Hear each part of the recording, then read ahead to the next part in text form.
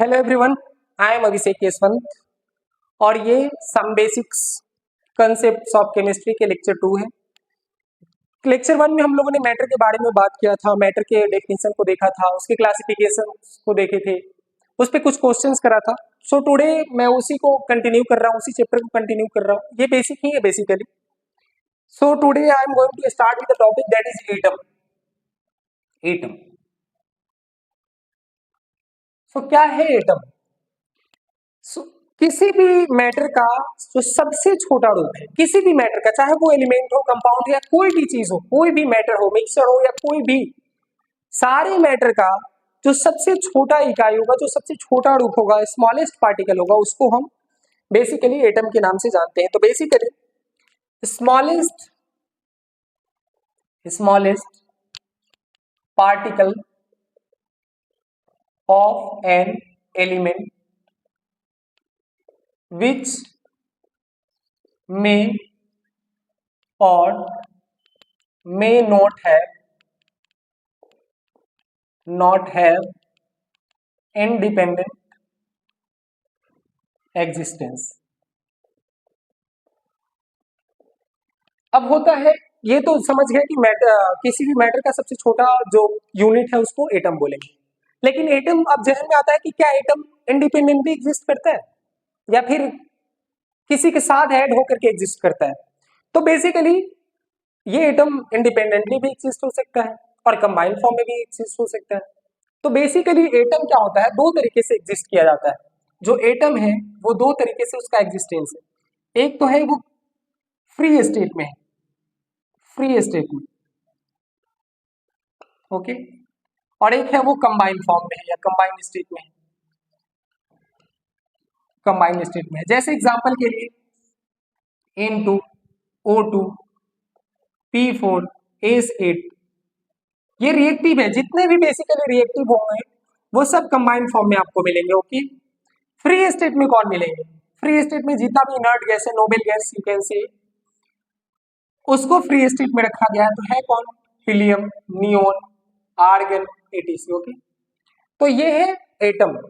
Atom दोनों दो तरीके से पाए जाते हैं। एक तो ये फ्री स्टेट में हो सकते हैं और दूसरा ये कंबाइंड स्टेट में हो सकते हैं, ओके। सो नाउ एटम के बाद मॉलिक्यूल। मॉलिक्यूल क्या है? मॉलिक्यूल्स। तो ये स्मॉलेस्ट फॉर्म है, smallest form of an element और कंपाउंड। तो ये स्मॉलेस्ट फॉर्म है किसका? एलिमेंट का या कंपाउंड का, जिसके पास ये है कि वो इंडिपेंडेंटली क्या करता है? एग्जिस्ट कर सकता है। Which exist independently, independently, okay. तो याद रखना है एटम कंबाइंड फॉर्म में पाया जाता है और फ्री स्टेट दोनों में ही मिल सकता है। लेकिन मॉलिक्यूल हमेशा किस में पाया जाएगा? हमेशा ही वो इंडिपेंडेंटली एग्जिस्ट करेगा, ओके। सो एग्जांपल यहाँ पे NaCl हो जाएगा, H2 हो जाएगा, O2 हो जाएगा, Cl2 हो जाएगा, ATC हो जाएगा। और ये बात ध्यान में रखना है कि in molecules atoms are combined chemically combined होते हैं, ओके। मॉलिक्यूल्स भी दो तरीके के होते हैं। They are of two types के होते हैं। कौन कौन है? तो पहला है होमोएटोमिक मॉलिक्यूल बोलेंगे, और दूसरा हेट्रोएटोमिक मॉलिक्यूल। होमोएटोमिक किसको बोलेंगे? तो वैसा मॉलिक्यूल जो केवल एक तरीके के एटम से बना होता है। Molecule which consist only one type of an atom, जो केवल एक तरह के एटम से बने होते हैं उसको होमोएटोमिक मॉलिक्यूल बोलेंगे। जैसे एग्जांपल के लिए एग्जाम्पल के लिए ऑक्सीजन O2 ले सकते हो, नाइट्रोजन N2 लिख सकते हो, P4 लिख सकते हो, A8 लिख सकते हो, ओके। और दूसरा जो है वो है हेट्रोएटॉमिक मॉलिक्यूल, दूसरा जो है वो है heteroatomic molecule, heteroatomic molecule.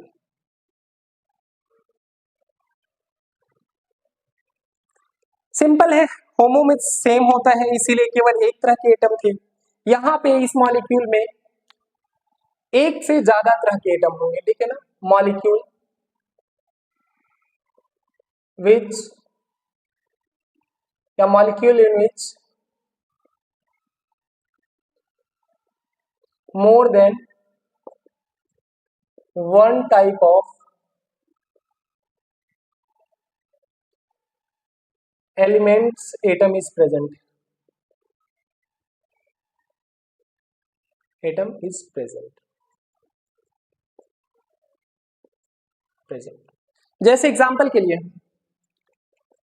HCl, NaCl, CO2, यहाँ पे दिख रहा है कि यहाँ पे हाइड्रोजन के साथ क्लोरीन जुड़ा हुआ है, इट मींस ये हेट्रोएटॉमिक मॉलिक्यूल है। सोडियम के साथ क्लोरीन जुड़ा हुआ है, हेट्रोएटॉमिक मॉलिक्यूल है।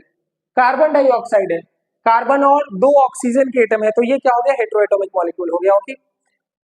सो यहाँ पे मैं कुछ क्वेश्चन लिख रहा हूँ, आप चाहो तो वीडियो पॉज कर सकते हो और क्वेश्चन को बना सकते हो, ओके। क्वेश्चन है find the number of homo atomic molecule, homo atomic number molecule को पहचानना है और उसके नंबर को काउंट करना, ओके। पहला O2, दूसरा O3, तीसरा CO2, NO, NO2, sixth P4, seventh Cl2, eighth ACE8, 9 H2SO4, 10th।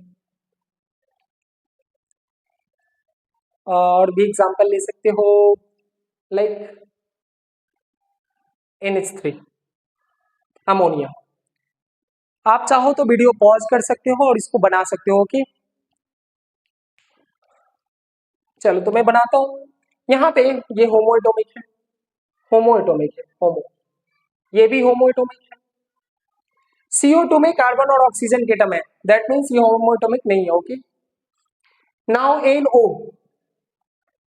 NO में नाइट्रोजन और ऑक्सीजन है, ये हेट्रो एटॉमिक है, हेट्रो, ये भी है हेट्रो,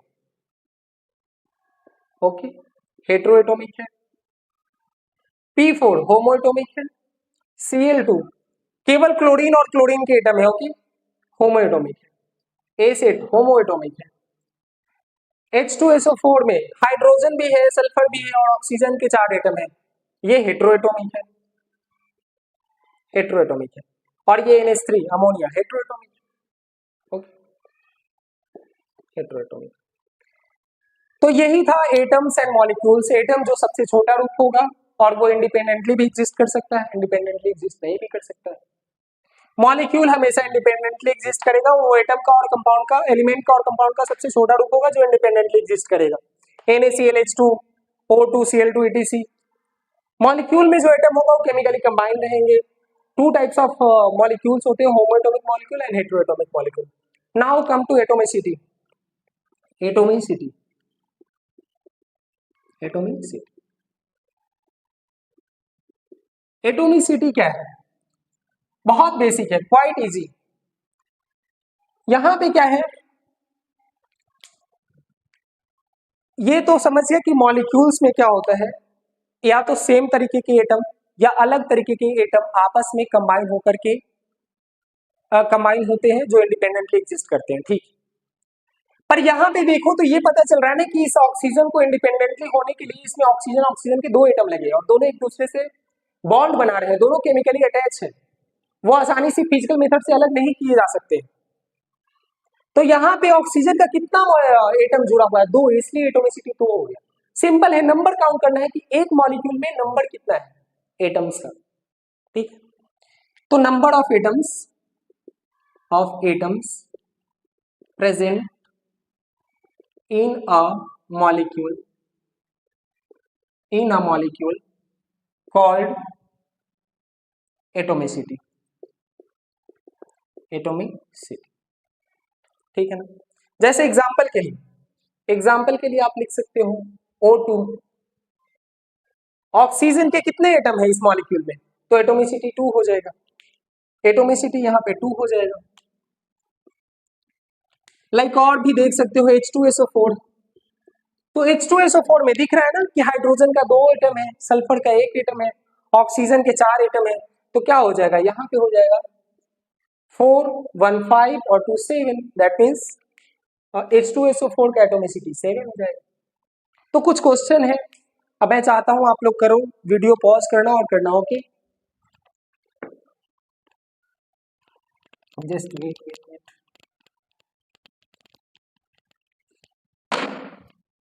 एटोमिसिटी क्वेश्चन है, find the atomicity of molecule. पहला H2SO4, जैसे मैंने वहां पे दिया भी है, उसको एग्जाम्पल में भी सॉल्व करा है।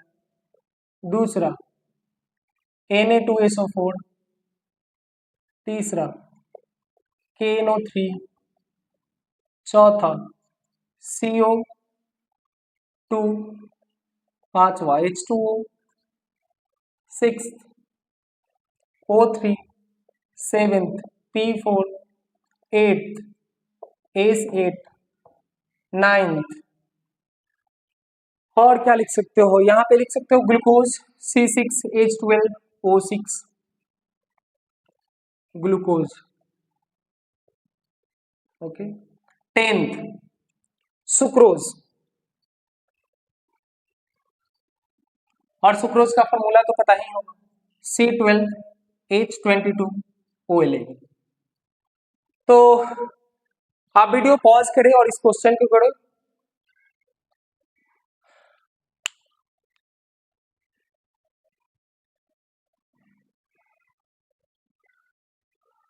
ओके, नाउ एटोमिसिटी 2, 1, 3 और 4, 7, यहाँ पे 7 होगा, 2 और यहाँ तो दिख ही रहा है 1, 3 और 4, 7।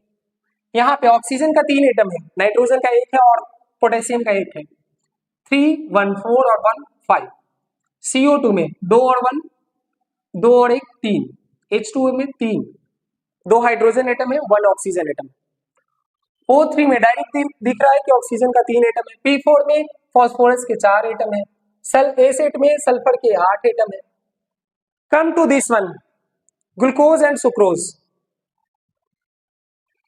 ग्लूकोज में 6 कार्बन है, हाइड्रोजन है 12 और ऑक्सीजन है 6, तो 6, 12, 18 और 6, 24, दैट मीन्स इसका 24 एटोमिसिटी हो जाएगा। यहाँ पे इसका एटोमिसिटी 12 और 11, 23, 23 और 22, 25, 45, ओके। तो यहाँ पे इसका एटोमिसिटी 45 हो जाएगा। पर क्वेश्चन और भी कैसे आ सकता है, क्वेश्चन और ऐसे भी आ सकता है, क्वेश्चन ये भी हो सकता है कि सुक्रोज है, लेट सपोज सुक्रोज का एग्जांपल लेता हूँ, C12H22O11। इसमें हो सकता है कि केवल आपसे क्या करे, ऑक्सीजन का एटोमिसिटी पूछ ले, कार्बन का एटोमिसिटी पूछ ले, ओके। केवल इतना भी पूछ सकता है, ये पूछ सकता है इस क्वेश्चन से कि यहाँ पे बताओ atomicity of carbon, okay, atomicity of hydrogen, atomicity of oxygen. तो यहाँ पे दिख रहा है ना, सिंपल तो है ये, quite that one is quite easy. यहाँ पे आपको साफ दिख रहा है कि ऑक्सीजन के कितने एटम है, 11 एटम है, दैट मीन्स ऑक्सीजन का एटोमिसिटी कितना हो जाएगा, 11 हो जाएगा। हाइड्रोजन के 22 एटम्स है, तो हाइड्रोजन का एटोमिसिटी 22 हो जाएगा। कार्बन का 12 है, तो यहाँ पे इसका एटोमिसिटी कितना हो जाएगा, 12 हो जाएगा, एटोमिसिटी 12 हो जाएगा। यहाँ पे 22 हो जाएगा। यहाँ पे ऑक्सीजन का 11 हो जाएगा फिर से। सो सिंपल, बहुत ही आसान है। आप देख सकते हो कि जितना नंबर है, जितना वो डिनोट कर रहा है, एक मॉलिक्यूल में जितना नंबर शो कर रहा है किसी एटम का, वही उसका क्या हो जाएगा, एटोमिसिटी हो जाएगा। पर ये केवल एक मॉलिक्यूल में है, ये केवल एक मॉलिक्यूल में है। पर क्वेश्चन ये आ जाए, यहीं पे क्वेश्चन ये आ जाए, find atomicity of carbon, hydrogen and oxygen in 5 molecules of sucrose. तो कैसे सॉल्व करेंगे इसको? अब ये पता है कि एक मॉलिक्यूल है, एक मॉलिक्यूल में जो कार्बन है वो 12 है, एक मॉलिक्यूल में जो हाइड्रोजन है वो 22 है, एक मॉलिक्यूल में जो ऑक्सीजन है वो 11 है। तो यहीं पे इसका जवाब क्या हो जाएगा, अगर कार्बन के बारे में बात किया जाए, ओके, कार्बन के बारे में बात किया जाए, ये एटोमिसिटी है, ठीक है ना, एटोमिसिटी ऑफ कार्बन के बारे में बात किया जाए, मैं लिख ही देता हूँ यहाँ पे, यहीं पे लिख देता हूँ, एटोमिसिटी ऑफ कार्बन के बारे में बात किया। तो कार्बन ये पता है एक मॉलिक्यूल में 12 है, तो 5 मॉलिक्यूल में कितना हो जाएगा, 12 इंटू 5। एक मॉलिक्यूल में हाइड्रोजन का एटोमिसिटी कितना है, 22 है, तो 5 मॉलिक्यूल में कितना हो जाएगा, 22 इंटू 5। और एक मॉलिक्यूल में ही अगर एटोमिसिटी ऑक्सीजन का 11 है, तो यहाँ पे एटोमिसिटी ऑक्सीजन का कितना हो जाएगा, 55, 11 इंटू 5 55 हो जाएगा। ओके, सो बहुत आसान है। तो यहाँ पे देखना है, क्या करना है, यहाँ पे मॉलिक्यूल से अगर एटोमिसिटी निकालना है, एटम निकालना है, मॉलिक्यूल से आपको एटम फाइंड करना है, मॉलिक्यूल से 5 मॉलिक्यूल से आपको एटम फाइंड करना है, तो हम यहाँ पे क्या कर रहे हैं, मल्टीप्लाई कर रहे हैं, ठीक है ना। यहाँ पे मैं लिख रहा हूँ, ये नोट करके, इंपॉर्टेंट, ओके। नोट, जब भी आपको क्या करना है, मॉलिक्यूल से फाइंड करना है एटम्स, मॉलिक्यूल से फाइंड करना है एटम्स, तो बेसिकली हम उसमें क्या करते हैं, इसमें मल्टीप्लाई करते हैं, किससे, एटोमिसिटी से, ओके। पर क्वेश्चन केवल ऐसे भी तो नहीं आ सकता, इसके रिवर्स भी तो आ सकते हैं। जैसे क्वेश्चन ये है,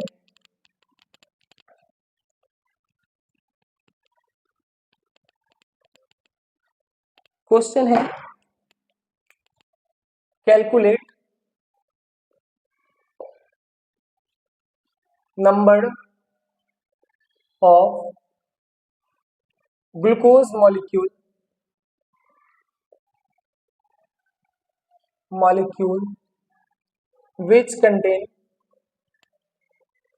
which contain 60 atoms of oxygen, okay. तो इतना पता चल रहा है कि ग्लूकोज के बारे में पूछ रहा है, और ग्लूकोज का फॉर्मूला क्या है, C6H12O6। तो सबसे पहले तो एक मॉलिक्यूल में हम क्या करेंगे, एटोमिसिटी निकालेंगे, किसका, ऑफ ऑक्सीजन एटम का निकालेंगे, और वो पता है कितना है, और वो है यहाँ पे 6। लेकिन इस क्वेश्चन में रिवर्स है, क्वेश्चन में ये पूछ रहा है कि कितने मॉलिक्यूल्स में 60 एटम्स ऑफ ऑक्सीजन होंगे। तो 6 एटम है एक मॉलिक्यूल में, तो 60 एटम के लिए कितना मॉलिक्यूल चाहिए, 10 मॉलिक्यूल चाहिए। तो बेसिकली जब भी हम क्या करेंगे, एटम देकर के हमसे मॉलिक्यूल पूछेगा, ठीक है ना, ये बहुत ही इंपॉर्टेंट है, बस इसको याद रखना है, ओके। जब भी आपसे क्या करे, एटम्स देकर के मॉलिक्यूल पूछेगा, तो हम यहाँ पे क्या करेंगे, डिवाइड करेंगे, किससे, एटोमिसिटी से, ओके। तो यहाँ पे हो जाएगा 60 डिवाइड बाई 6, तो हो जाएगा 10। तो आंसर हो जाएगा क्या, आंसर हो जाएगा 10 मॉलिक्यूल्स। तो ये था atom molecules, atomicity, I think आप समझ गए होंगे। Now come to another topic, which one is representation of an element, representation of an element. बहुत आसान है ये, रिप्रेजेंटेशन ऑफ एन एलिमेंट,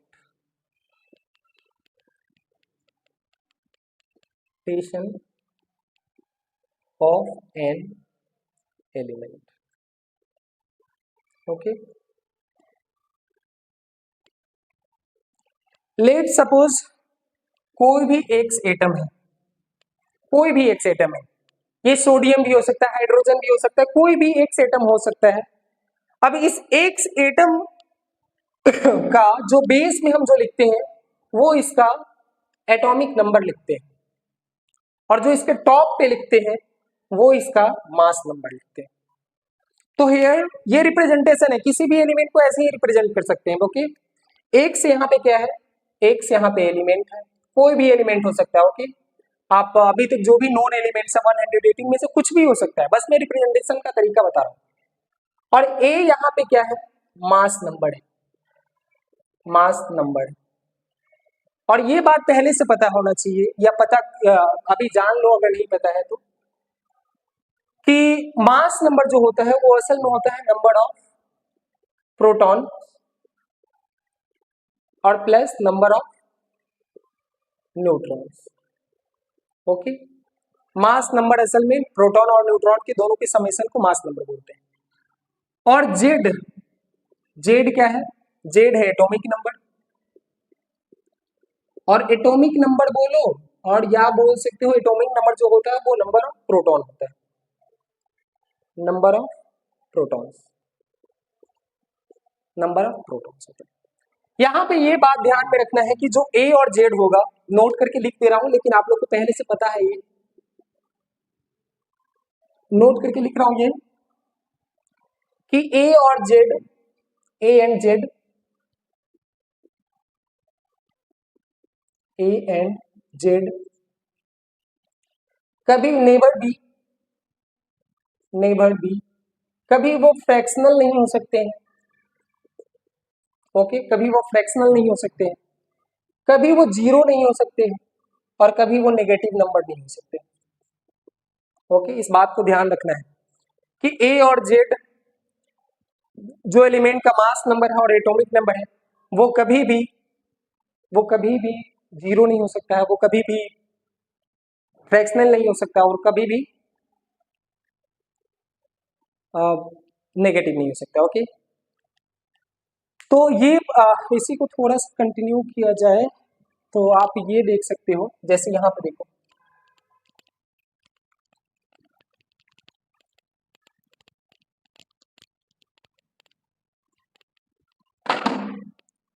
कोई भी एक से, अभी मैंने बोला कोई भी एक से, नीचे जेड आएगा और ऊपर ए आएगा। ये पता है कि क्या है, ए जो है वो नंबर ऑफ प्रोटॉन है और साथ में नंबर ऑफ न्यूट्रॉन है, और जेड जो है वो क्या है, नंबर ऑफ प्रोटॉन है। तो अगर हम क्या करेंगे, ए में से जेड को माइनस किया जाएगा, ए में से जेड या फिर नंबर ऑफ प्रोटॉन जो भी बोलो आप, तो हमें आएगा, जो निकल के नंबर आएगा वो बताएगा नंबर ऑफ न्यूट्रॉन्स। ओके, तो ये बात याद रखना है, ए माइनस जेड। ओके, सो कुछ क्वेश्चन है, करो। कैल्शियम 2040, अच्छा कहीं कहीं पे ना ये समझ लो थोड़ा सा, आप देखो यहाँ पे एक्स को ना कहीं जेड यहाँ ऐसे भी लिख सकते हैं और ए ऐसे भी लिख सकते हैं, इसमें कंफ्यूजन नहीं होना चाहिए। Calcium 2040, boron 511, sodium 1123, aluminium 1327, iron Fe 5626। Okay, इस सब में आपको क्या करना है, calculate number of electron, proton, neutron. Okay, सभी में आपको इलेक्ट्रॉन, प्रोटॉन, न्यूट्रॉन का नंबर निकालना है। ओके, अच्छा ये भी जान लो कि जब तक, यहां पर लिख देता हूं, व्हेन एटम इज न्यूट्रल, या इसको और बोल सकते हैं अनचार्ज्ड। अनचार्ज्ड, तो जो नंबर ऑफ प्रोटॉन होगा, जो नंबर ऑफ प्रोटॉन होगा वही क्या होगा, नंबर ऑफ इलेक्ट्रॉन्स होगा, जब तक उस पर कोई चार्ज ना रहे। जो नंबर ऑफ प्रोटॉन होगा वही नंबर ऑफ इलेक्ट्रॉन है। सो पहला कैल्शियम है, कैल्शियम 20 है और 40 है, इतना तो पता चल रहा है, जेड बोलो प्रोटॉन बोलो 20 है, और जो ए है वो 40 है। इसी ए में से क्या करेंगे, जेड को माइनस करेंगे तो क्या आएगा,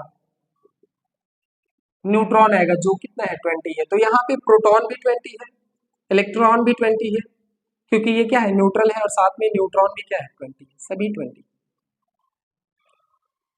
now come to boron, boron 5 11, यहाँ पे प्रोटॉन 5 है, इलेक्ट्रॉन भी 5 होगा क्योंकि न्यूट्रल एटम है। नाउ न्यूट्रॉन 11 में से 5 अगर माइनस करोगे, मीन्स ए में से आप जेड माइनस कर रहे हो, ए में से जेड माइनस करोगे तो क्या आएगा, न्यूट्रॉन आएगा, तो यहाँ पे न्यूट्रॉन कितना हो जाएगा, 6 हो जाएगा। Now come to next one, ये क्वेश्चन 1 है, 2 है, थर्ड सोडियम 11 23, यहाँ पे इलेक्ट्रॉन और प्रोटॉन दोनों ही 11 होंगे क्योंकि न्यूट्रल एटम है। न्यूट्रॉन 23, यानी ए में से जेड को माइनस करना है, ए माइनस जेड, तो ए कितना है 23 है, 23 में से आपको कितना माइनस करना है, 11 माइनस करना है, तो कितना हो जाएगा 12, it means that one is 12। Now come to next question and that one is 4, aluminium 27 13 27 13 27, यहाँ पे डायरेक्ट लिख रहा हूं, इलेक्ट्रॉन प्रोटॉन दोनों ही 13 होंगे, न्यूट्रॉन 14 होंगे। फिफ्थ में यहाँ पे आयरन है Fe 26 56, यहाँ पे इलेक्ट्रॉन प्रोटॉन दोनों ही 26 होंगे और न्यूट्रॉन कितना हो जाएंगे 30 हो जाएंगे। ये क्वेश्चन है जो आई थिंक आपने सॉल्व किया ही होगा क्योंकि इससे आसान कुछ हो नहीं सकता है। इसी के साथ हम लोग बढ़ेंगे अगले टॉपिक पे, या इसी में देखेंगे चार्ज पे या आयन पे। So come to the next topic, that one is ion. Ion, okay, charge bodies को आयन बोलते हैं, चार्ज पार्टिकल को हम बेसिकली आयन बोलते हैं। अब ये जो आयन होगा ये दो तरीके का होगा, एक जिस पे पॉजिटिव चार्ज रहेगा जिसको हम लोग केटायन बोलते हैं, और दूसरा जिस पे नेगेटिव चार्ज होगा जिसको क्या बोलते हैं, एनायन बोलते हैं, एनायन, ओके। केटायन, केटायन तब बनेगा जब एटम क्या करेगा, इलेक्ट्रॉन लूज करेगा। Cation form when atoms loose electrons, okay. Means यहां पे नंबर ऑफ प्रोटॉन का, number of proton is greater than number of electrons होंगे, ओके। और एनायन तब बनेगा जब एटम क्या करेगा, इलेक्ट्रॉन गेन करेगा। Anion form when atoms gain electrons,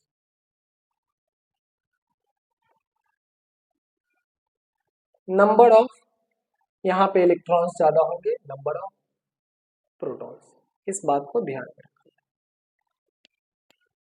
तो केटायन में नंबर ऑफ प्रोटॉन ग्रेटर होंगे और एनायन में नंबर ऑफ इलेक्ट्रॉन ग्रेटर होंगे एक दूसरे से, ओके।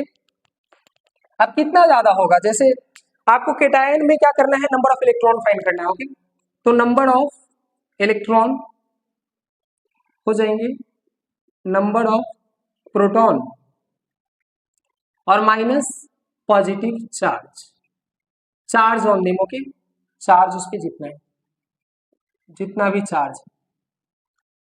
जैसे एग्जांपल लिख सकते हो Na+, ये सोडियम है, तो नंबर ऑफ इलेक्ट्रॉन फाइंड करना है, ओके, इलेक्ट्रॉन का संख्या बताना है, तो प्रोटॉन एटॉमिक नंबर कितना है सोडियम का 11 है, अब उसमें से माइनस करेंगे, उस पर चार्ज कितना है 1 है, तो नंबर ऑफ इलेक्ट्रॉन 10 है, ओके। जस्ट यहाँ पे इसका अपोजिट होगा, नंबर ऑफ इलेक्ट्रॉन कितना होगा यहाँ पे, तो इसमें भी होगा नंबर ऑफ प्रोटॉन और साथ में प्लस का चार्ज, मॉड चार्ज लिख दे रहा हूं क्योंकि नेगेटिव चार्ज रहेंगे, okay. Now number of proton, example देख सकते हैं हम, एग्जांपल है Cl माइनस का, ओके, Cl माइनस, यहाँ पे इलेक्ट्रॉन कितना होंगे, तो क्लोरीन का एटॉमिक नंबर 17 होगा, प्रोटॉन का नंबर 17 होगा और साथ में क्या होगा चार्ज माइनस का 1, जो कितना हो जाएगा 18 हो जाएगा, तो नंबर ऑफ इलेक्ट्रॉन्स कितना हो जाएगा 18 हो जाएगा। तो कुछ क्वेश्चन है, आई थिंक आप समझ गए होंगे, तो प्लीज आप इसको सॉल्व कर सकते हैं, यहीं पे लिख दे रहा हूं क्वेश्चन। क्वेश्चन है calculate number of electrons in following example, okay. First A is 2 minus, second O2 minus, third CO3 2 minus, fourth NO3 minus, fifth SO4, SO4 S का भी आप नहीं बता सकते हो, ये हम बता ही सकते हो, SO4 2 minus, sixth F minus, seventh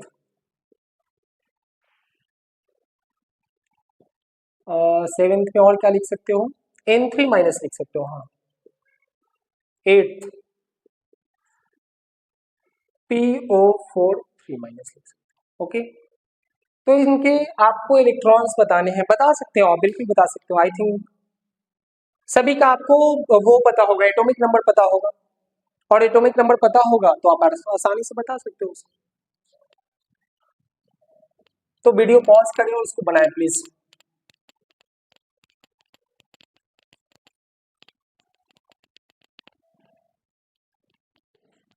तो चलिए एक एक करके सभी के आंसर्स को देखते हैं और फिर देखते हैं आपने सही किया है या फिर जो गलत होगा आप सुधार लेंगे please, okay. So first one is sulphur 2 minus, okay. तो सल्फर, मुझे पता है कि सल्फर का जो एटॉमिक नंबर है वो 16 होता है, 32 मास नंबर होता है, आपको केवल इलेक्ट्रॉन पता करना था। तो जैसे ही मैंने क्या बोला यहाँ पे एनायन, एनायन पे आपको क्या करना है, बस नंबर ऑफ प्रोटॉन में ऐड कर देना है चार्ज, ओके। तो 16 और प्लस का -2 का मॉड तो हो जाएगा 18, सो यहाँ पे 18 इलेक्ट्रॉन। दूसरा मैं डायरेक्ट कर रहा हूँ, ओके, 2 नंबर O पे 2 माइनस है। ऑक्सीजन, ऑक्सीजन का एटॉमिक नंबर, ऑक्सीजन का एटॉमिक नंबर 8 होता है, मास नंबर 16 होता है, तो यहाँ पे इलेक्ट्रॉन का जो संख्या होगा होगा 8 प्लस का 2 and that one is 10, okay. Now come to third one, third one ये थोड़ा सा आपको लग रहा होगा लेंदी है पर आसान है, देखो आप, कार्बन है, इसमें कार्बन है, ऑक्सीजन 3 है, 1 carbon is there and 3 oxygen atom is here, okay, 3 oxygen atom. तो पहले एक कार्बन, 1 कार्बन पे क्या है 6 इलेक्ट्रॉन और 3 ऑक्सीजन एटम है। अब थोड़ी देर के लिए क्या करना है, इस चार्ज को भूल जाना है, पहले आप क्या करो एज अ न्यूट्रल करके उसको सॉल्व करो और फिर उसमें 2 माइनस करके उसका इलेक्ट्रॉन ऐड करके आप निकाल सकते हो, ओके।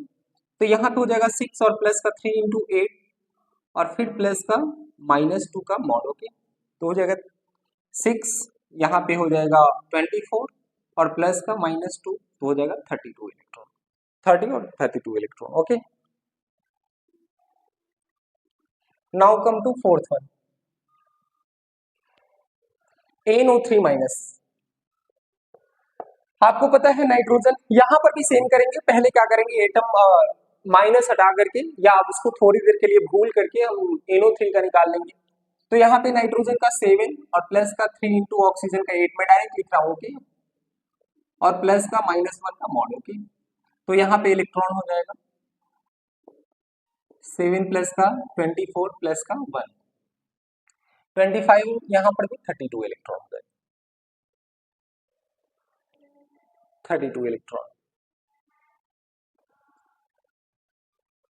32 इलेक्ट्रॉन। सभी में आप इलेक्ट्रॉन भी लिख सकते हो, okay. Now come to fourth one, SO4 2 minus. Sulphur 16 होता है एटॉमिक नंबर, तो 16 प्लस का ऑक्सीजन का 4 इंटू 8 और प्लस का -2 का मॉड, ओके। तो 16 प्लस का 8 4 जा 32 और प्लस का 2, यहां से हो जाएगा 50 इलेक्ट्रॉन। 16 और 30 40 और ठीक है 50 electron. Now come to F minus, so simple. 6 में F माइनस 9 और प्लस का 1 10 इलेक्ट्रॉन हो जाएगा यहाँ पे। उसके बाद है N3 माइनस, N3 माइनस, यहां पर नाइट्रोजन का एटॉमिक नंबर 7, तो 7 और प्लस का -3 का मॉड, ओके। तो 7 3 10 electron. Now come to 8, okay, PO4 3 minus. Phosphorus 15 होता है, तो 15 प्लस का ऑक्सीजन का 4 इंटू 8 और प्लस का -3 इलेक्ट्रॉन का मॉड, तो यहाँ पे 15 और यहाँ पे 8 4 जा 32 32 15 15 32 और 15 47 और प्लस का 3 इलेक्ट्रॉन, तो 50 इलेक्ट्रॉन, ओके। तो ये थे आपके, आप आसानी से कैलकुलेट कर सकते हो, कोई इसमें ज्यादा वो रॉकेट साइंस नहीं है, बहुत आसान है, आप इजिली कैलकुलेट कर सकते हो, ओके। तो जैसे मैं एक और क्वेश्चन देना चाहूँ तो दे सकता हूँ क्या, एक और क्वेश्चन आप बनाओ प्लीज, ओके। आपको क्वेश्चन है ये, number of neutrons in Al3 plus ion, and option is, first option is, option A is 10, 12, C 14, D 16। आप बना सकते हो यहां से। यहाँ पे एल्युमिनियम 3 प्लस है, एल्युमिनियम का पता है मुझे कि 27 इसका एटॉमिक मास होता है और 30 इसका एटॉमिक नंबर होता है, तो नंबर ऑफ प्रोटॉन कितना हो जाएगा।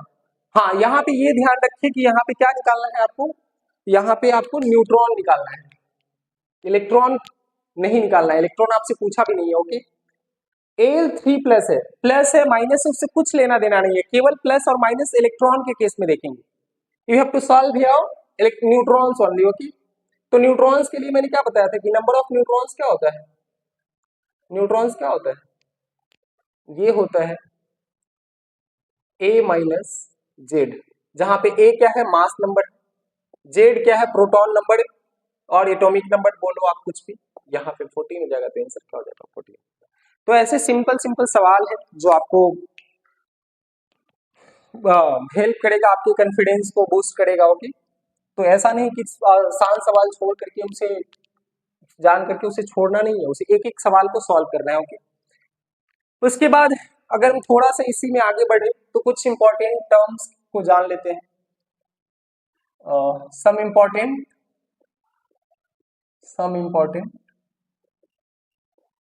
टर्म्स, कुछ इंपॉर्टेंट टर्म्स है जिसको जानना बहुत ही जरूरी है, जो हो सकता है कभी ये किसी क्वेश्चन के MCQ में या आंसर में हेल्प करे आपको ढूंढने में आंसर, ठीक है ना। तो जैसे पहले तो आपको ये जानना चाहिए कि आइसो जब भी वर्ड कहीं पे देखो तो इसका मतलब सेम होता है। ओके, इसका मतलब सेम होता है, पहले इतना बात आप जान लो। अब एक एक करके सभी वर्ड्स को जानेंगे। तो सबसे पहला है आइसोटोप्स। आइसोटोप्स, आइसोटोप्स, इतना तो पता चल रहा है कि इसमें सेम कुछ कुछ तो सेम होगा इसमें। तो वैसे एलिमेंट्स के एटम जिनका atomic mass, atomic mass, mass number बोल सकते हैं, ओके, एटॉमिक मास डिफरेंट हो पर एटॉमिक नंबर सेम, या प्रोटॉन नंबर सेम होगा, ठीक है ना। तो atom of same element but having atom of same element having same number of protons or atomic number but different mass number, okay, mass number. यहां पे Z जो रहेगा वो क्या रहेगा, सेम रहेगा, पर जो ए है वो क्या रहेगा, डिफरेंट रहेगा, ओके। इसको और कैसे डिफाइन कर सकते हैं, तो इसको और ऐसे भी डिफाइन कर सकते हैं कि यहाँ पे जो रहने वाला है वो सेम नंबर ऑफ प्रोटॉन होगा, नंबर ऑफ प्रोटॉन्स होगा, and different number of neutrons होगा, ओके। जैसे एग्जांपल के लिए कार्बन 612, कार्बन 630, कार्बन 640, तो कार्बन 12 भी बोल सकते हैं, कार्बन 12, कार्बन 13, कार्बन 14।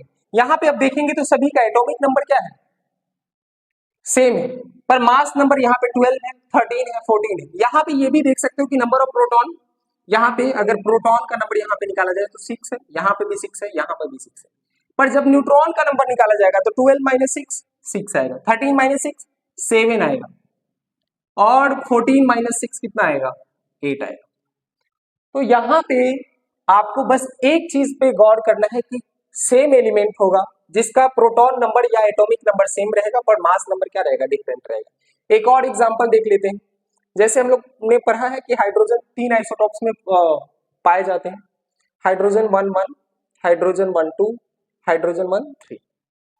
अच्छा, इनका नाम है, हाइड्रोजन ही एकमात्र आई थिंक वो आइसोटोप्स है जिसका नाम अलग अलग है, ओके, बाकी सबको हम सेम ही नाम से जानते हैं, कार्बन 12, कार्बन 13, कार्बन 14 बोलते हैं। इसका नाम प्रोटियम है, इसका नाम ड्यूटेरियम है,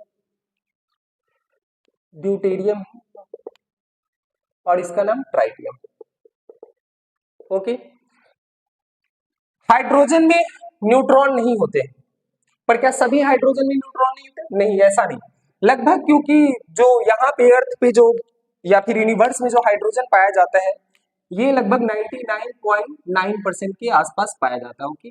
इसलिए हम जब भी हाइड्रोजन बोलते हैं तो इसी को कंसिडर करते हैं। तो यहाँ पे प्रोटॉन कितना है, यहाँ पे प्रोटॉन 1 है, यहाँ पे प्रोटॉन कितना है, 1 है, यहाँ पे प्रोटॉन कितना है, 1 है, लेकिन यहाँ पे न्यूट्रॉन 0 है, न्यूट्रॉन 1 है, neutron 2, okay. So the mass number, we already know कि मास नंबर क्या है, number of proton and number of neutrons है, ओके। तो यहाँ पे आइसोटोप्स बहुत ही आसान है, सेम एलिमेंट रहेगा जिसका मास नंबर अलग अलग होगा, मास नंबर अलग अलग होगा, पर एटॉमिक नंबर क्या होगा, सेम होगा। Now come to next one, okay, and that one is isobars, okay. हाँ, दूसरा है आइसोबार्स।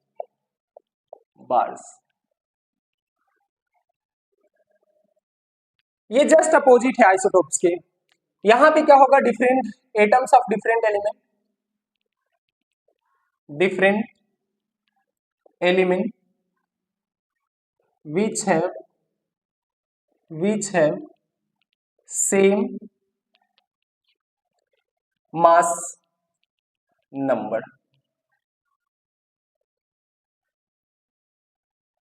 Same mass number.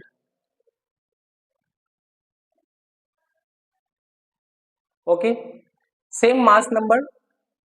तो यहाँ पे आप डिफरेंट एलिमेंट है तो ये पता कर सकते हैं कि जेड क्या होगा, डिफरेंट होगा, पर ए क्या होगा, सेम होगा। यानी मास नंबर क्या होगा, सेम होगा। ओके, जैसे एग्जांपल के लिए, एग्जांपल आप देख सकते हो, आर्गन है, कैल्शियम है।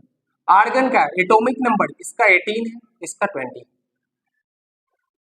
एटॉमिक नंबर क्या है, डिफरेंट है, पर मास नंबर जब देखा जाएगा, मास नंबर देखा जाएगा तो यहाँ पे क्या आएगा, मास नंबर यहाँ पे 40 आएगा और यहाँ पे भी कितना आएगा, 40।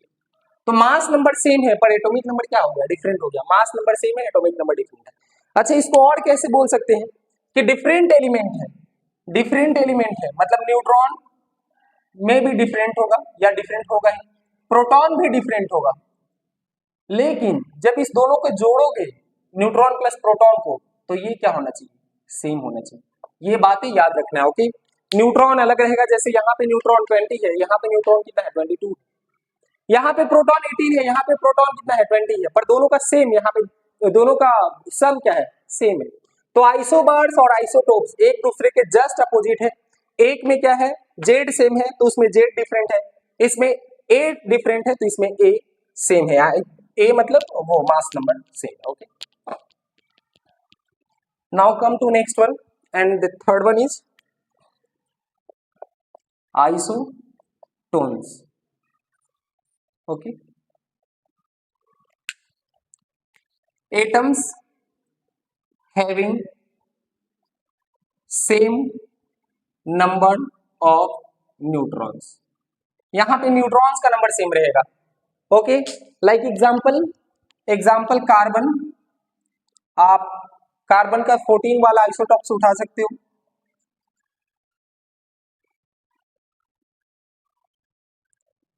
कार्बन का या 13 वाला आइसोटॉप्स उठा सकते हो और नाइट्रोजन का 14। तो यहाँ पे जब हम यहाँ से क्या करेंगे, नंबर ऑफ न्यूट्रॉन्स निकालेंगे, नंबर ऑफ न्यूट्रॉन्स निकालेंगे तो 13 माइनस 6 दैट वन इज 7, और यहाँ से 14 माइनस 7 दैट वन इज 7। तो यहाँ पे भी नंबर ऑफ न्यूट्रॉन 7 है, नंबर ऑफ न्यूट्रॉन्स 7 है। तो आइसोटोप्स में ऐसे एटम्स जिनके जिसके पास न्यूट्रॉन का नंबर सेम है उसको हम आइसोटोप्स बोलेंगे। ओके, अगला है आइसो इलेक्ट्रॉनिक। ऐसे स्पेसीज, आयन हो सकते हैं, एटम हो सकते हैं, मॉलिक्यूल हो सकते हैं, कुछ भी हो सकते हैं स्पेसीज। यहाँ पे आयन भी हो सकता है, मॉलिक्यूल भी हो सकता है। Okay, having having same number of electrons, same number of electrons. Like example Na plus 11 है, 1 चला गया, 10 इलेक्ट्रॉन। Mg2 प्लस, यहां पर भी 10 इलेक्ट्रॉन। Al3 प्लस 10 इलेक्ट्रॉन, सब में 10-10 इलेक्ट्रॉन है, आप चाहो तो काउंट कर सकते हो। ओके, Cl माइनस, उसके S2 माइनस, इसमें 18 इलेक्ट्रॉन है, आप चाहो तो काउंट कर सकते हो। ओके, तो यहाँ पे आइसो इलेक्ट्रॉनिक्स मतलब जिसके पास इलेक्ट्रॉन का नंबर सेम होगा, आइसोटोप्स जिसके पास सेम एटॉमिक नंबर होगा, मास नंबर डिफरेंट होगा। आइसोबार्स सेम मास नंबर होगा पर डिफरेंट एटॉमिक नंबर होगा। आइसोटोन्स में सेम नंबर ऑफ न्यूट्रॉन्स रहेंगे, आइसो इलेक्ट्रॉनिक्स में सेम नंबर ऑफ इलेक्ट्रॉन्स रहेंगे। आइसोटोन्स में सेम नंबर ऑफ न्यूट्रॉन्स रहेंगे, आइसो इलेक्ट्रॉनिक्स में सेम नंबर ऑफ इलेक्ट्रॉन्स रहेंगे। ओके, नाउ अगर आगे देखा जाए तो एक है आइसोस्टर्स, आइसोस्टर्स। ओके, ये थोड़ा सा इसमें क्या रहेगा, ये थोड़ा सा इससे मिलता जुलता है कि इलेक्ट्रॉन का नंबर तो सेम रहेगा ही, साथ में मॉलिक्यूल में एटम का नंबर भी सेम रहेगा। ठीक है ना, तो molecule molecule having same number of atoms as well as same number of electrons. Like example आप जब देखोगे तो समझ जाओगे। देखो यहाँ CO2 कार्बन डाइऑक्साइड है, N2O नाइट्रस ऑक्साइड। यहाँ पे एटम एटम कितना है, एक कार्बन का है, दो ऑक्सीजन का है, तो टोटल एटम 3 है। यहाँ पे दो नाइट्रोजन है, एक ऑक्सीजन है, टोटल एटम 3। इलेक्ट्रॉन यहाँ पे देखो, कार्बन का 6 प्लस का 2 इंटू 8 कितना हो गया, 8 टू 16 और 6 22 इलेक्ट्रॉन। और यहाँ पे देखेंगे आप तो यहाँ पे पाएंगे इलेक्ट्रॉन नाइट्रोजन 7 इंटू 2 या 2 इंटू 7 भी कर सकते हैं, 2 इंटू 7 और प्लस का 8 इलेक्ट्रॉन, 7 टू 14 और 8 22 इलेक्ट्रॉन। आइसोस्टर्स और आइसो इलेक्ट्रॉनिक में केवल नंबर ऑफ इलेक्ट्रॉन सेम रहेंगे, लेकिन जब इलेक्ट्रॉन के साथ साथ नंबर ऑफ इलेक्ट्रॉन्स के साथ साथ जब नंबर ऑफ एटम्स भी सेम हो जाएगा तब हम आइसोस्टर्स बोलेंगे। ओके, और लास्ट वन है that one is आइसोडेफर्स।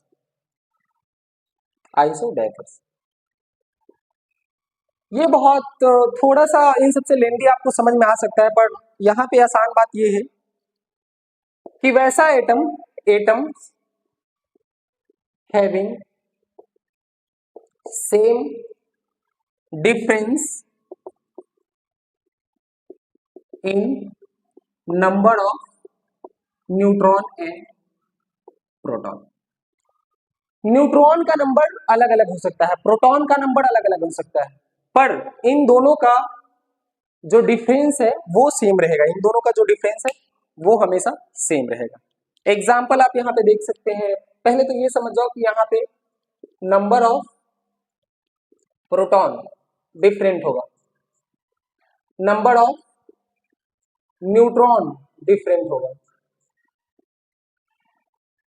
Okay, neutron पर जब n माइनस पी का मॉड बोल रहा हूं यहाँ पे, p माइनस एन भी या n माइनस पी कुछ भी बोल सकते हो, ये जो होगा ये हमेशा क्या रहेगा, सेम रहेगा। तो ये था कुछ इंपॉर्टेंट टर्म्स थे जिसको आपको जानने थे। ओके, तो अब बढ़ते हम लोग अपने नेक्स्ट टॉपिक की तरफ, जो है Dalton atomic theory. Dalton atomic theory,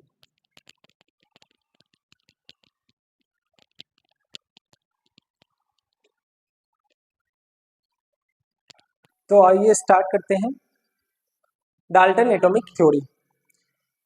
देख, बहुत विस्तार से या बहुत डिटेल वे में एग्जैक्टली उन्होंने सही बोला गलत बोला ये डजंट मैटर। बहुत कुछ उन्होंने जो एजम्पशन दिया वो सही भी आज भी जो वैलिड है, लेकिन कुछ एजम्पशन उनके गलत भी है। तो बेसिकली डाल्टन ने जब एटॉमिक के बारे में बताया तो साथ में कुछ थ्योरी दी है। 1808 में ये सब वो बातें चल रही है, आज के से बहुत साल पहले की बातें। तो एक एक करके देखते हैं डाल्टन ने क्या बताया। तो हेडिंग आप लगाए Dalton atomic theory, Dalton atomic theory. Okay, तो सबसे पहला बात या सबसे पहला थ्योरी का जो पहला पॉइंट है वो यही है कि मैटर जो होता है, कोई भी मैटर वो छोटे छोटे इनडिविजिबल, याद रखना है कि उन्होंने क्या बोल रहे हैं, इनडिविजिबल पार्टिकल से मिलकर बने होते हैं, जिसको हम क्या नाम देते हैं, जिसको हम एटम नाम देते हैं। ओके, तो all matter consist of very small indivisible. ये बात बहुत ही इंपॉर्टेंट है, यही पॉइंट, यही वर्ड ज्यादा इंपॉर्टेंट है। इनडिविजिबल बोला उन्होंने बोला कि एटम ही सबसे छोटा है, उसको हम फर्दर डिवाइड नहीं कर सकते। Okay, matter consist of very small indivisible particle call atom. Okay, now उन्होंने भी बोला कि एक एलिमेंट के अगर उसमें मिलियन एटम्स है, देन मिलियंस ऑफ एटम्स का एटॉमिक प्रॉपर्टीज जो होगा सेम होगा, उनका शेप सेम होगा, साइज सेम होगा, उनके प्रॉपर्टीज सेम होंगे। ओके, तो atoms of same element have identical identical properties like their shape, size and mass are same. Okay, एक एलिमेंट के जो जितने भी एटम रहेंगे उस एटम का सारा प्रॉपर्टी सेम रहेगा, शेप उनका सेम रहेगा, साइज सेम रहेगा, मास सेम रहेगा। लेकिन जब हम डिफरेंट एलिमेंट्स के बारे में बात करेंगे तो दूसरे एलिमेंट्स के एटम एक दूसरे से उनका साइज, शेप, मास सब कुछ भिन्न होगा, बल्कि उनका प्रॉपर्टीज ही टोटली प्रॉपर्टीज ही क्या होगा, अलग होगा। ओके, तो atoms of different element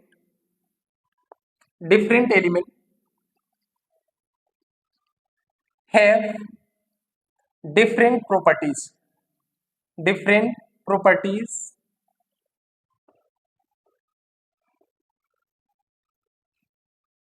like their size, mass will be different. Okay, बाद में उन्होंने इसमें और कुछ पॉइंट है, एक और पॉइंट ये ज्यादा इंपॉर्टेंट है कि जब भी एटम हमेशा आपस में कंबाइन करेगा और कंपाउंड का फॉर्मेशन करेगा, लेकिन हमेशा जब भी वो कंबाइन करेगा वो होल नंबर रेशियो में करेगा। Okay, atoms always combine to form compound in a whole number ratio.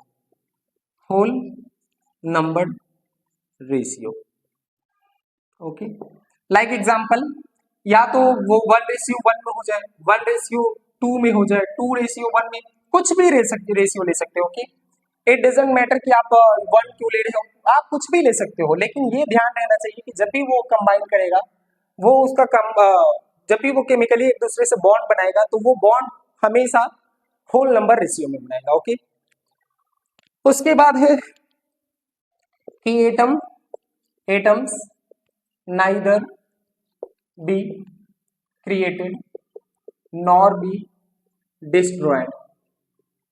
Atoms neither be created nor be destroyed. Okay, and last one, atoms takes part in a chemical reaction।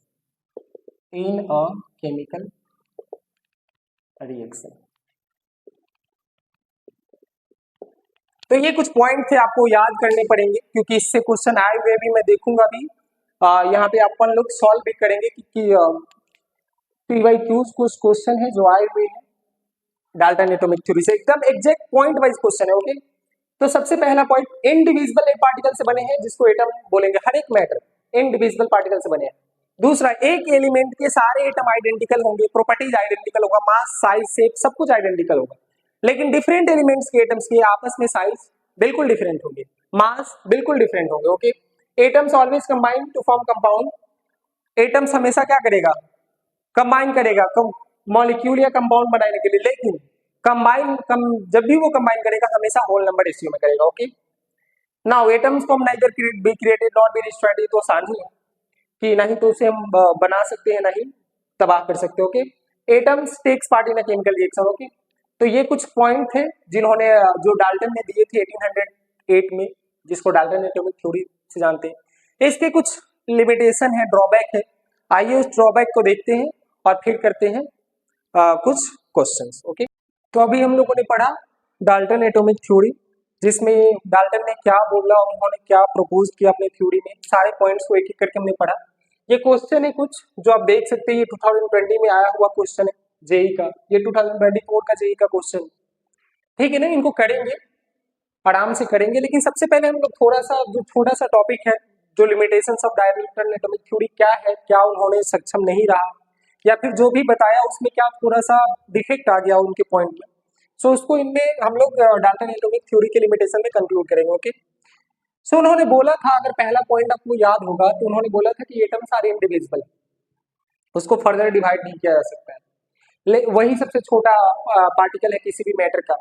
लेकिन अब हमें पता है कि atoms के अंदर electron है, protons है, न्यूट्रॉन्स है, फर्दर उसको हम वहां से निकाल सकते हैं, इलेक्ट्रॉन्स को निकाल सकते हैं, प्रोटॉन्स को निकाल सकते हैं। Okay, so indivisibility of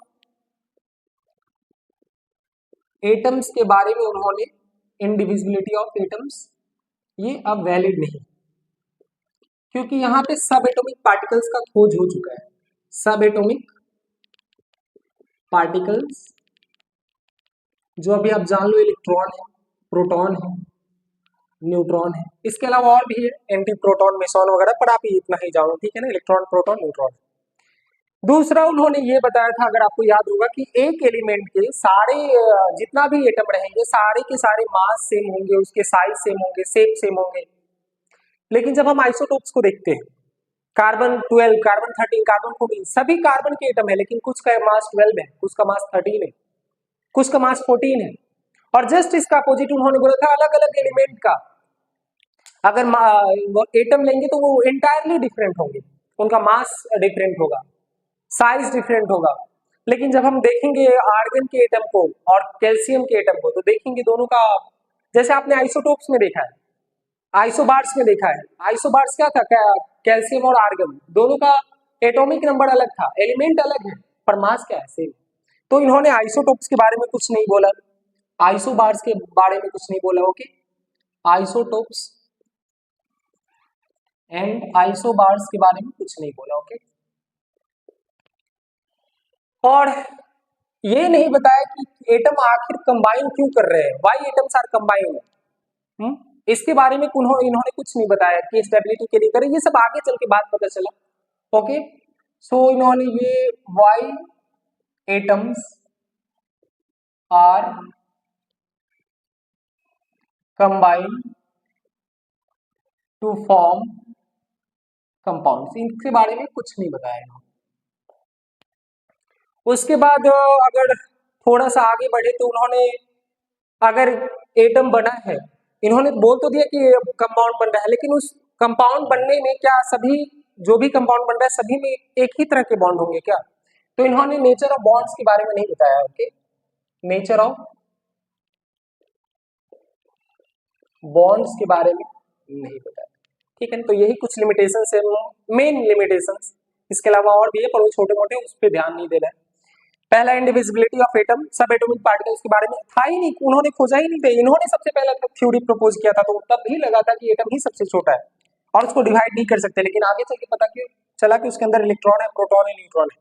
isotopes और आइसोबार्स के बारे में कुछ नहीं बताया, एटम्स क्यों कंबाइन कर रहे हैं कंपाउंड बनाने के लिए, इसके बारे में कुछ नहीं बताया, नेचर ऑफ बॉन्ड क्या है, कैसे है उन दोनों के बीच में, इसके बारे में कुछ नहीं बताया। ओके, तो ये कुछ लिमिटेशंस थे जिसको आपको याद करना है। आइए कुछ क्वेश्चन करते हैं जो डाल्टन एटॉमिक थ्योरी से डायरेक्ट, आप देखोगे तो exact line by line, word by word उठाया गया है।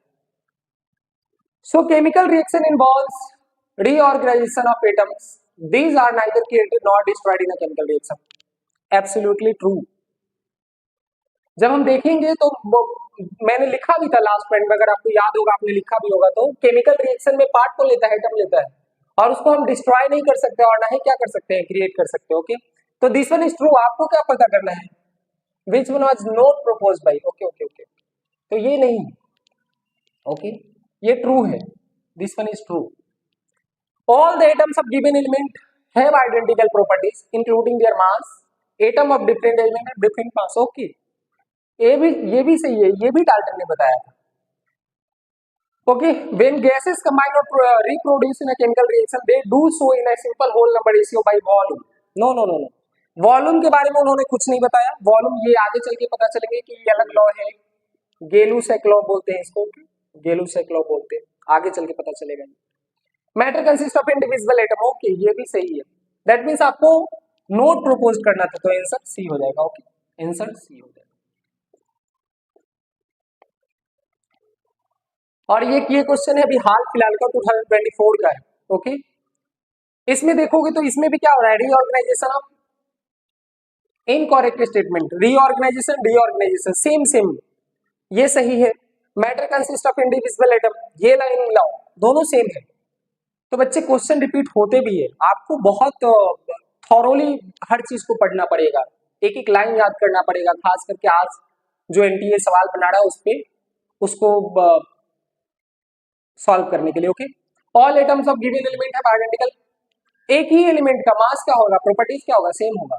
कंपाउंड और form atoms of different element combining any ratio, no no no no no, always in whole number ratio, any ratio नहीं होगा। तो ये हो जाएगा क्या, इनकरेक्ट। तो आंसर क्या हो जाएगा, आंसर हो जाएगा। ओके, सो आज यहीं पे एंड करते हैं। कैसा लगा ये वीडियो आप कमेंट सेक्शन में बताएं। हेल्पफुल रहा हो तो प्लीज लाइक करें और साथ में करें चैनल को सब्सक्राइब। Okay, thank you.